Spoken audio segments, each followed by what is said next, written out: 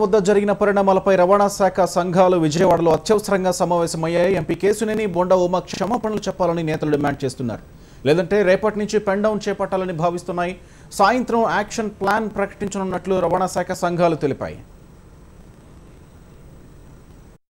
ఒక ఇన్వెస్టిగేషన్ జరుగుతున్నప్పుడు ఆ ఇన్వెస్టిగేషన్లో ఆ రిపోర్టు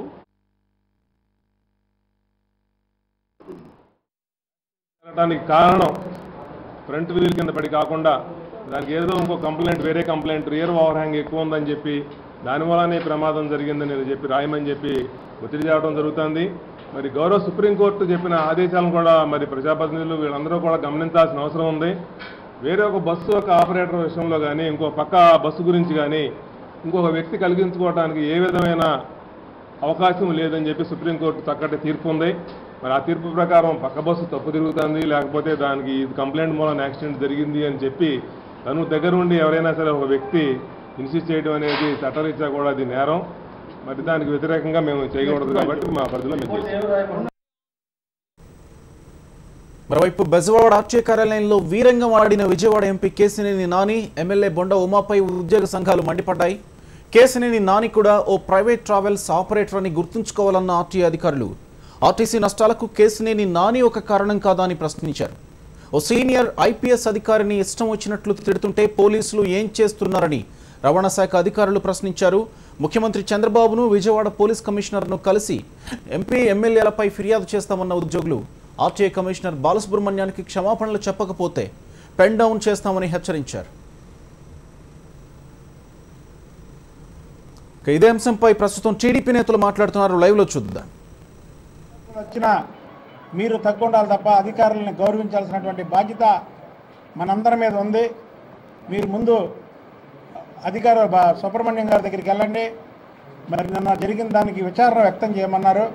మరి అందుకే మరి ఎంపీ గారు కానీ, ఎమ్మెల్యే గారు కానీ, నేను కానీ, చైర్మన్ గారు కానీ అందరం వచ్చి ఆయన్ని ఒకవేళ మనసు నొప్పిస్తే పెద్ద మనసు చేసుకొని క్షమాపణ కోరడం జరిగింది. ఆయన కూడా చాలా మంచి హృదయంతో మేము వాళ్ళు చూసాం, ఆయన ఫేస్ లీడింగ్ అది మేము చెప్పిన దానికి ఆయన కూడా మంచి హృదయంతో ఏదేమైనా ఈ రాష్ట్రం బాగుండాలండి, ఈ రాష్ట్రం కోసం మేము కూడా కలిసి పనిచేయాలని మరి కమిషనర్ గారు కూడా చెప్పడాన్ని మేము చాలా ఆనందిస్తున్నాం. ఏదేమైనా ఈ రాష్ట్రానికి ఒక మంచి ముఖ్యమంత్రి ఇవాళ చూసాం. మా నాయకుడు ఇదేంటో ఒక ఎంపీ, ఒక ఎమ్మెల్యే, ఒక ఎమ్మెల్సీ, ఒక చైర్మన్ వీళ్ళందరినీ పిలిచి అధికారులను గౌరవించాల్సినటువంటి బాధ్యత మన మీద ఉంది, మన ప్రభుత్వం మీద ఉంది.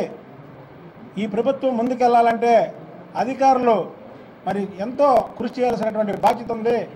మీరు ముందు అధికారుల దగ్గరికి వెళ్ళండి, ఏదైనా ఉంటే నేను మాట్లాడతానని ఆయన చెప్పడం. ఎందుకంటే ఒక నాయకుడు అధికారుల దగ్గరికి పంపించినటువంటి తీరు చూస్తే చంద్రబాబు నాయుడు గారు నిజంగా హ్యాట్సాప్. అలాంటి నాయకుడి దగ్గర పనిచేస్తున్నందుకు మేము చాలా మంచి ఒక నాయకుడి దగ్గర పనిచేస్తున్నందుకు మా జన్మ ధన్యం అని తెలియజేస్తాం.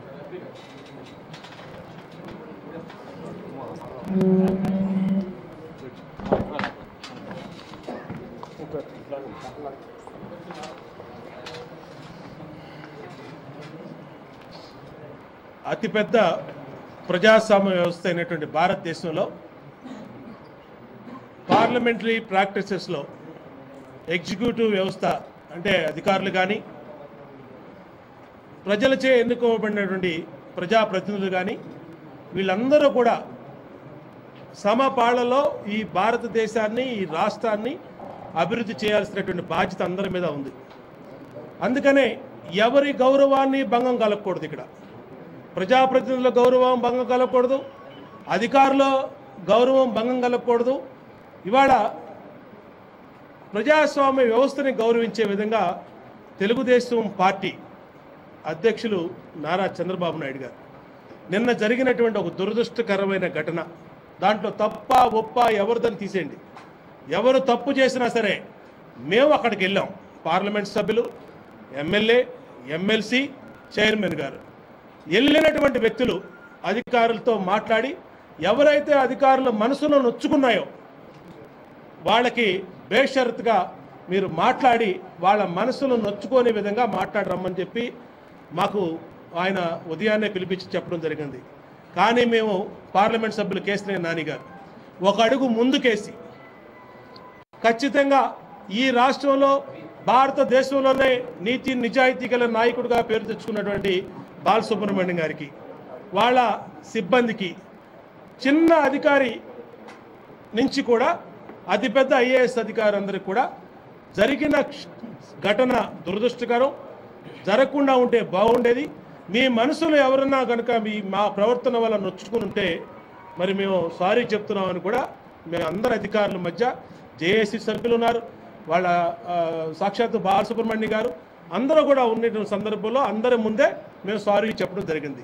ఇవాళ మేము అది తెలుగుదేశం పార్టీ యొక్క విజ్ఞత, తెలుగుదేశం పార్టీ యొక్క ప్రవర్తన మేము అడుగుతా ఉన్నాం. ఉదయం నుంచి జగన్మోహన్ రెడ్డి గారు వాళ్ళ పరివారం ఇష్టం వచ్చినట్టు మాట్లాడుతూ ఉన్నారు. ఇదే నందిగామలో భారత ప్రధాని చేత అత్యంత సమర్థుడు అనే పేరు తెచ్చుకున్న అధికారిని ఆయన దూషించాడు, ఆయన మీద దౌర్జన్యం చేశాడు, మీడియా మొత్తం చూపించింది. అలాంటి సంఘటనలో కనీసం ఆయన మాట్లాడిన మాటలకు కానీ ఆయన ప్రవర్తించిన తీరుకు కానీ విచారం కూడా వ్యక్తం చేయనటువంటి మూర్ఖుడు జగన్మోహన్ రెడ్డి.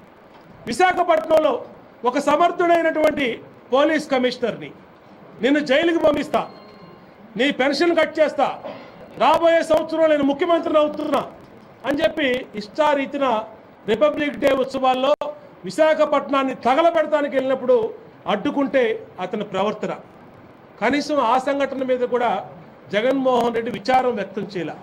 కానీ అలాంటి మూర్ఖులు ఈ పార్టీలో లేరు. జగన్మోహన్ రెడ్డి ఒక మూర్ఖుడు కాబట్టే కనీసం జరిగిన మానవులుగా ఎవరైనా ఎమోషనల్స్ అవుతారు, ఎవరైనా సరే ఆవేశాలు ఉంటాయి. కానీ తప్పు తెలుసుకున్నప్పుడు మాత్రం దాన్ని సరిదిద్దుకోవటం అనేది మానవులుగా అందరికీ బాధ్యత. కానీ వాళ్ళ తెలుగుదేశం పార్టీ విజ్ఞతతో వ్యవహరించి భేషజాలకి పోకుండా జరిగిన చిన్న చిన్న మిస్టేక్స్ ఎవరి వల్లైనా కానివ్వండి బాధ్యత పార్లమెంట్ సభ్యులు తీసుకున్నారు. బాధ్యత పార్లమెంట్ సభ్యులు తీసుకొని మేమే వెళ్ళి కమిషనర్ గారికి, వారికి ఇంకా ఎవరైనా ఉన్నారో వారికి కూడా సారీ చెప్పడం జరిగింది. దీంతో ఈ పరిణామాలన్నింటికి ముగింపు పలుకుతున్నాం. తెలుగుదేశం పార్టీ విజ్ఞత ఈ ప్రజాస్వామ్య వ్యవస్థలో అటు అధికారులు కానీ ఇటు పరిపాలకులు కానీ అందరం కలిసి ఈ రాష్ట్రాన్ని ముందుకు తీసుకెళ్తున్న తరుణంలో నిన్న జరిగినటువంటి దురదృష్టమైన కారణంలో భవిష్యత్తులో జరగకుండా చూసుకుంటాం. భవిష్యత్తులో ఇలాంటి పునరావృతం కావు అని కూడా ఈ సందర్భంగా తెలియజేస్తాం.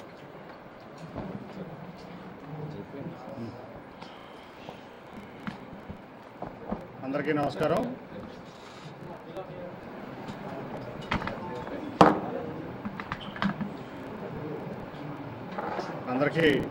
నమస్కారం. నిన్న జరిగినటువంటి